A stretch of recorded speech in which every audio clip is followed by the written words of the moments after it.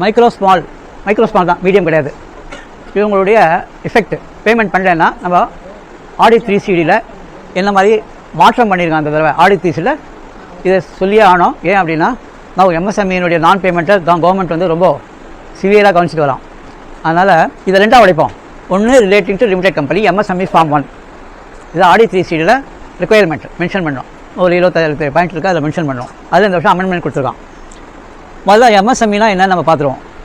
31/3/25 முன்னாடி ஒரு ஸ்டேட்டஸு, 1/4/25 ஒரு ஸ்டேட்டஸு. இதெல்லாம் ஒரு தடவை நீங்கள் ஒரு பிரிண்ட் அவுட் எடுத்து வச்சுங்க. மைக்ரோ அப்படின்னா முதல்ல வந்து 1 crore investment in plant and machinery. நம்ம அந்த தடவை எல்லா டெப்ரிசியேஷனும் வந்து நம்ம பேக்கில் போய் எப்போ ஒரிஜினல் காஸ்ட் ஆச்சு, அதுக்கப்புறம் எவ்வளோ டோட்டல் வாங்கியிருக்காங்க, எவ்வளோ ஒரு வருஷம் அடிஷனு, அதுக்கப்புறம் டெப்ரிசியேஷன் இதெல்லாம் எவ்வளவு, அந்த சார்ட் நம்ம இப்போ போட்டுட்ருக்கோம். அப்படி இல்லைன்னா எல்லாரும் வந்து என்ன பண்ணுங்கள், ஒரு 2-3 கம்பெனி பழசு எடுத்துங்க, அதை போடாத மாதிரி கற்றுங்க. இனிமேல் சர்டிஃபிகேஷன் வந்து investment in plant and machinery தான் முக்கியம். அதாவது ஒரு 5 வருஷத்துக்கு 6 வருஷத்துக்கு முன்னாடி ஒரு மிஷினரி வந்து ஒரு 60 லட்சத்துக்கு வாங்கினான்னா investment and plant and machinery 60 lakhs. நம்ம டெப்ரிஷியேட் பண்ணி என்ன பண்ணுறோம், அது 10 லட்சத்துக்கு குறைச்சி இன்வெஸ்ட்மெண்ட் அண்ட் பிளான்ட் 10 lakhs கொடுக்குறோம். அது ரிட்டர்ன் டவுன் வேல்யூ, உனக்கு இன்கம் டேக்ஸில் வந்து பெனிஃபிட் கொடுக்குறான் டெப்ரிசியேஷன். ஏன்னா இந்த மிஷின் வந்து ஒரு 7 வருஷம் கழிச்சு வேஸ்ட்டாக போச்சுன்னா மறுபடியும் அந்த பணத்தை யூஸ் பண்ணுறதுக்காக டெப்ரிசியேஷன் கொடுக்குறோம். டெப்ரிசியேஷன் செலவு கிடையாது, நம்ம அந்த பணத்தை பத்திரமா வச்சுட்டு மறுபடியும் இன்னொரு மிஷினரிக்கு நம்ம இன்வெஸ்ட் பண்ணுறதுக்காக கொடுக்குறோம். அது ஒரிஜினல் காஸ்ட் அப்படிங்கிறது நம்ம investment and plant and machinery, அது 1 கோடியை தாண்டக்கூடாது. 1 கோடி தாண்டிட்டோம்னா இட் பிகம்ஸ் ஸ்மால்.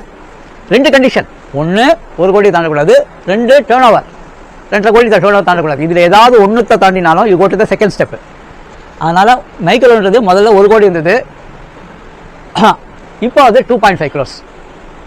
இதில் வந்து என்னென்னா அவங்களுக்கு மைக்ரோ இந்த எம்எஸ்எம்இயில் அது பார்ட்னர்ஷிப்பாக இருக்கலாம், ப்ரொப்ரைட்டராக இருக்கலாம், லிமிடெட் கம்பெனியாக இருக்கலாம், ஓபிசியாக இருக்கலாம், யார் வேணா இருக்கலாம். அந்த ஸ்டேட்டஸ் கணக்கு கிடையாது. இன்வெஸ்ட்மெண்ட் பிளான்ட் அண்ட் மிஷினரி ஒரு பிஸ்னஸ் என்டர்பிரைசஸாக இருக்கணும். டேர்ன் ஓவர் முதல்ல 5 crore இருந்தது, இப்போ 10 crore ஆகிட்டு.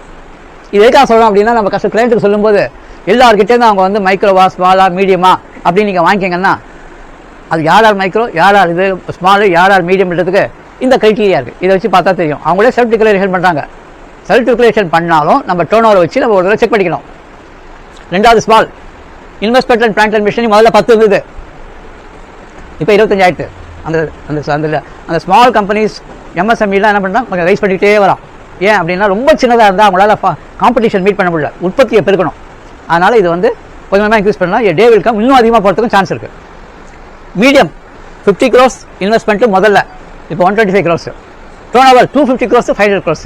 இதுதான் க்ரைட்டீரியா. எல்லாம் ஒரு பேப்பரில் போட்டு வச்சுங்க.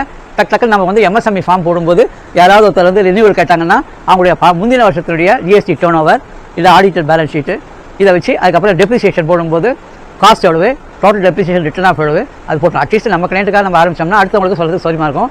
நீங்கள் யாரெல்லாம் பார்க்குறீங்களோ அதெல்லாம் வந்து ஒரு 7 வருஷம் 8 வருஷம் டெப்ரிசியேஷன் ஷெட்யூல் எடுங்க. இந்த மாதிரி காஸ்ட் பேஸ்ட் பண்ணி நீங்கள் போடுங்க. நீங்கள் இது நம்ம தெரிஞ்சுக்கிறோம். அதை நெக்ஸ்ட் இங்கே வர போகிறோம். இங்கே வந்து என்ன சொல்கிறோம், ஆடி 3CD வந்து டீட்டெயில் கேட்கலாம். என்ன கேட்கலாம் அப்படின்னா, நமக்கு வந்து சந்தி கிரெடிட்டார்னா யார், supplier of goods, supplier of services. அப்புறம் சப்ளையர் ஆஃப் கூட்ஸில் 2ஆக உடைக்கிறேன், மேனுஃபேக்சரர்ஸ், ட்ரேடர்ஸ். இந்த எம்எஸ்எம்இ பேமெண்ட் வந்து ட்ரேடருக்கு கிடையாது.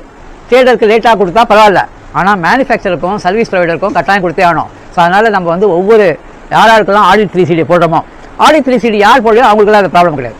44ADயில் வராங்கல்ல, ப்ரிசம்ப்டிவ் டாக்ஸேஷன், 44AE வராங்கல்ல, அவங்களுக்கெல்லாம் ஒன்றும் கிடையாது. இல்லை, அதனால் 44AB வந்து அவங்களுக்கு டேக்ஸ் ஆடிட் போட்டால் இதெல்லாம் வருது உங்களுக்கு. அது லிமிடெட் கம்பெனியாக இருந்தாலும் சரி, அது அதர் தான் லிமிடெட் கம்பெனி பார்ட்னர்ஷிப் ப்ரொப்ரைட்டரி இருந்தாலும் சரி. இப்போதைக்கு முதல்ல வந்து இது இல்லை, இப்போ மறுபடியும் வரான். ஆனால் இனிமேலேருந்து ஒரு 3-4 வருஷத்துக்கு இந்த டேட்டாவை நம்ம கலெக்ட் பண்ணி ஆகணும். நம்ம எல்லா கிளைண்ட்டுக்கும் நம்ம வந்து கம்யூனிகேஷன் பண்ணி ஆகணும். இதை வச்சு நம்ம இன்னும் 2 நாளில் நான் ஒரு டிராஃப்ட் தரேன், எல்லாருக்கும் அனுப்பிடுங்க. ஃபஸ்ட்டு வந்து லிமிடெட் கம்பெனிக்கெலாம் அனுப்புங்க.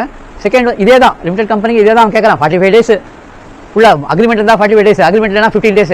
நம்ம இப்போதைக்கு 45 days எடுத்து போகிறோம். அதை நம்ம வந்து எப்படி கேட்கலாம்னா, இப்போ வந்து you have to mention amount to be paid to micro small for goods purchase and services availed. Services அப்படிங்கிறது including auditors, engineers, doctors, chartered accountants, doctors and other people, இவங்கெல்லாம் தான் இன்க்ளூடிங் ப்ரொஃபஷன்ஸ். ஸோ நீங்கள் சந்தி creditor create பண்ணும்போது traders, manufacturer, processors, service providers இதுவும் பண்ணணும். நீங்கள் மொத்தம் எவ்வளவுன்னா அந்த சந்தி கிரெடிட்டார்ஸ் லிஸ்ட் இருக்குல்ல, அதை அப்படியே குரூப் ஃபார்ம் பண்ணேன்னா மொத்த கிரெடிட் இருக்குல்ல அதெல்லாம் தான் பில்ஸ் உங்களுக்கு. அவன் ஒரு பில்லை கேட்கல, 2 பில்லை கேட்கல, இல்லை மார்ச் 45 நாளைக்குள்ளே இருக்கிற அந்த மார்ச் மாதத்துக்கு 45 நாளைக்கு முன்னாடி என்ன இருக்குது அதையும் கேட்கல. வருஷத்தில் வந்து எவ்வளோ பில்ஸ் இருந்தது நான் வந்து கடைசியில் எல்லாம் பே பண்ணிட்டேன், ஆனால் ஏப்ரல் மாதம், மே மாதம், ஜூன் மாதம் நான் வந்து 45 நாளைக்குள்ள பே பண்ணலைன்னா திஸ் வில் பி அட்ராக்டட்.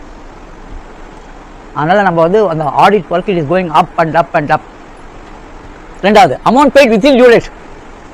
இது ஏஜிங் அனாலிசிஸ் நம்ம போட்டால் தான் நமக்கு வரும். நான் அடுத்தது ஏஜிங் அனாலிசிஸ் சொல்லித்தரேன், நம்ம எப்படி போட கற்றுக்கலாம். அதை அப்படியே எக்ஸலில் கன்வெர்ட் பண்ணி date between the purchase and date between the amount paid இருக்குல்ல, அதுக்கு வித்தியாசம் வந்து 45 நாளைக்கு மேலே ஆச்சுன்னா அதெல்லாம் மாற்றுது. அதையும் பார்க்குறோம். அமௌண்ட் பெய்டு நான் ஒரு உதாரணத்துக்கு இது சொல்கிறேன், கட்சியில் வரனால not paid within due date எவ்வளோ amount, expenses to be disallow. இந்த அமௌண்ட் டிசலவ் பண்ணியானா அவன் ஏற்கனவே இது நடந்த ரியல் ப்ராஃபிட்டுக்கு அவனோட டேக்ஸ் கட்டியிருப்பான், இதை டிசலவ் பண்ணுவான். அப்போ மறுபடியும் வராதான்னு கேட்பான். இது அடுத்த வருஷம் பே பண்ணிட்டியானா நீ இதை ரெக்கூப் பண்ணலான்வான். அப்போ என்ன ஆகும் அப்படின்னா, ஒரு வருஷத்தில் ப்ராஃபிட் ஒவ்வொன்று இருக்கும், இன்னொரு வருஷத்தில் லாஸ் இருக்கும், இன்னொரு வருஷத்தில் ப்ராஃபிட் இருக்கும், இன்னொரு வருஷத்தில் லாஸ் இருக்கும். அப்போ உனக்கு பேங்க் அதுதான் கேட்பான், உனக்கு ப்ராஃபிட்டா லாஸா, அடுத்த வருஷம் நீ சம்பாதிப்பியா ப்ராஃபிட்டே இல்லையா. ஏன்னா இதை டிசைட் பண்ணால் சொல்லுவான் ஸ்டேட்மெண்ட் ஆஃப் இன்கம். ஏன்னா பேங்கருக்கு என்ன பண்ணால் கீழே எவ்வளோ ப்ராஃபிட் அது மட்டும் பாரு, அது பேஸ் பண்ணி லோன் கொடு. அவன் அதுக்கு முன்னாடி ப்ளஸ் போடுறியோ மைனஸ் போடுறியோ செட்டாக பண்ணுறியோ அந்த லீகல் சமாளம் தெரியாது. எனக்கு statement of account profit and loss என்ன இருக்கோ அது இன்கம் டேக்ஸ் கட்டிருக்கியா அப்படி தான் கேட்பாங்க. அதனால் இது ஒரு டிஸ்டார்ஷன் வரும்போது இட் ரிசல்ட்ஸ் இன் கன்ஃபியூஷன் வரும்போது என்ன பண்ணுவான், நான் லோன் கொடுக்க மாட்டேன்னு சொல்லுவான், இல்லைன்னா கொடுத்த லோனை திருப்பி கட்டுன்னு சொல்லுவான். எதுவானா இருக்கலாம் அவங்களுக்குள்ள. அதனால் ஜாக்கிரதையாக இருக்கும். இப்போ எல்லாருக்கும் இன்ஃபார்ம் பண்ணுவோம். அடுத்தது எப்படி இந்த இன்ஃபர்மேஷனை கலெக்ட் பண்ணுறது. அவங்க கொடுக்கல, சரி அவங்க கொடுக்கலன்னா நீங்கள் கேட்கணும் இல்லையா. நீங்கள் வந்து மைக்ரோ வாஸ்கம் எல்லாம் மீடியமாக இப்போ நம்ம எல்லாரும் கொடுக்குறோம்ல, அதே மாதிரி நம்ம கேட்கணும்.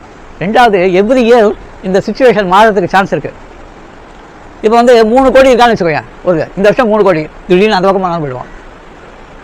அதே மாதிரி 10லேருந்து 25 போட்டு 5லேருந்து 10 போயிருக்காங்க, திடீர்னு மேலே போயிடுவான், சில சமயம் கீழே வந்துடுவான். அதனால் ஒவ்வொரு வருஷமும் வந்து ஏப்ரல் மாதம் டிபெண்டிங் அப்பான் இன்வெஸ்ட்மெண்ட் முடிவு போச்சு 31 ப்ரீவியஸ் இயரில் என்ன டேட்டா இருக்கோ அதான், அதுக்கு தகுந்த மாதிரி நம்ம வந்து அவங்களை கேட்கணும். எவ்ரி இயர் நம்ம வாங்கணும். ஏன்னா அப்போ தான் நம்ம கிளாஸிஃபை பண்ண முடியும். அஃப்கோர்ஸ் 360 நாள் இருக்குது, இருந்தாலும் அவன் ஸ்டேட்டஸ் என்னன்னு பார்த்துட்டு அதுக்கப்புறம் தான் நம்ம வந்து இதை செய்ய முடியும். பட் 70-80% நம்ம கம்ப்ளைண்ட் பண்ணிட்டோம்னா I think it should be okay for us. அதனால் எல்லாருக்கும் வந்து என்ன பண்ணோம், நம்ம கிளைண்ட்டுக்கெல்லாம் ஒரு மாடல் எழுதி கொடுக்கணும். Please send this model to all your suppliers other than traders. எப்படி கண்டுபிடிக்க முடியும்? அவன் வாங்கி வைக்கிறாங்களா இல்லைன்னா மேனுஃபேக்சர் பண்ணாலும் எப்படி கண்டுபிடிக்கும்? நம்ம கிளைண்ட்டு தான் கண்டுபிடிக்க முடியும். அவன் தான் நேராக போய் அவங்களுக்கு கொடுக்குறான், பார்க்குறான், ஆர்டர் அனுப்புறான் கலெக்ஷனுக்கு. இதுக்கெல்லாம் இருக்கிறதால அவங்க தான் கலெக்ட் பண்ண முடியும். அவங்க வந்து they have to say I am a trader. But MSME சர்டிஃபிகேட்லையும் ட்ரேடர் இருக்குது, மேனுஃபேக்சர் இருக்குது, அப்புறம் இது இருக்குது. they have also classified. அதுக்கு தகுந்த மாதிரி நம்ம பார்த்து கிளாஸிஃபை பண்ணோம். But we can take that certificate as final given by the party. இப்போ அதை முடிச்சு விட்ருவோம். எக்ஸப்ட் ட்ரேடர்ஸ், வாங்கி வைக்கிறவங்க கிடையாது. வாங்கி வைக்கிறவங்களுக்கு இந்த இது அப்ளை ஆகாது. Only manufacturers, service providers, processors தான் ஜாப் இருக்குல்ல, அது மாதிரி ப்ராசஸர். நீ மெட்டீரியல் கொடுக்குற, இது பண்ணுறான், ப்ராசஸ் பண்ணுறான், இல்லை மிஷினிங் பண்ணுறான், இல்லை ஏதோ வந்து இந்த இது பண்ணலாம், சாண்ட் பிளாஸ்டிங்கு, அதுக்கப்புறம் வந்து இந்த கோட்டிங்ஸு இதெல்லாம் பண்ணலாம், அவனுடைய மெட்டீரியல் எக்ஸ்போர்ட் பண்ணலாம், அதெல்லாம் ப்ராசஸிங்லாம் அதில் வந்து நாட் ட்ரேடர். அவன் எப்போ வந்து உங்களுடைய பொருளுக்கு வேல்யூ ஆட் ஆகுதோ they are coming under manufacturing or processing. அதுமாதிரி service providers, all service providers. அதனால் இப்போ நான் ஒரு இது தரேன், நம்ம எல்லாம் ஆடி 3CD யாராக இருக்கோ அவங்களுக்கு கிட்ட அனுப்பிடுங்க. அட்லீஸ்ட் வரதுக்குள்ளே இந்த மாதிரி ஒரு மாதம் 1 மாதம் ஆச்சுன்னா ப்ரொவைட் பண்ணலாம். They want any additional services from us, we will try to cooperate with them and take details of it. இது ஒன்று. இதில் MSMEக்கு டேக்ஸ் ஆடிட் சொல்லியிருக்கேன், MSME 1 கொடுத்துருக்கேன். MSME 1 யாரெல்லாம் ஃபைல் பண்ணலையோ அவங்களுக்குலாம் 1 லட்ச ரூபா பெனால்ட்டி போட்டிருக்காங்க ஒரு கேஸில். இது என்றைக்கு யாருக்கு என்ன ஆகுதுன்னு தெரியல, அது நான் ஏற்கனவே சொல்லியிருக்கேன். இருந்தாலும் இன்னொரு தடவை நம்ம வருஷம் ஒரு ரிமைண்டர் மாதிரி சொல்லிடலாம் ஃபுல்லாக எல்லாருக்கும். இது ஒன்று.